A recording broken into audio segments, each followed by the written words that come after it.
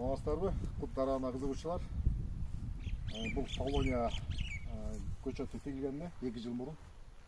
Бул эмес мурдагы жылы 2023 жылы март айында тегилген. Март айында турабыз. 2 жылда ушунчалык чоңойду. Кичинекей эле көчөт болуп чыгат.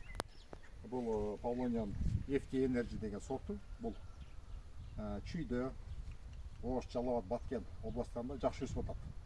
Түз өсөт, бат өсөт. Эгерде текстирезден кылгандан кийин бутап турсак, текстирез кылып туруп бутабай койсок, анда бул декоративный өсүп калат. Азыр бул декоративный өсүп калган. Мен атайын былтыр текстирез кылган эмесмин, себеби мен 8 метрден кем эмес өстүрөм деп. Мында текстирез көрсөтүп коюн, текстирез көрсөңүз böyle болот. Текстирезди канча керек жерге жакыныраак кырка бересиздер. Bunu korkpay эле кыркыш керек, көпчүлөр баягы билбеген. Чала молдолор айтат, эмне кыркып салам деп. Бул куттар кырккандан кийин ошончалык жакшы өсүп, жакшы чоңоет.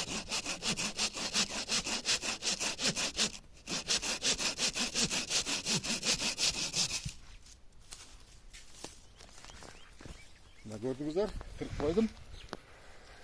Ушуну Кудай буйруса 8 метрден кем эмес өстүрөм. Текстирез ушунтайча болот.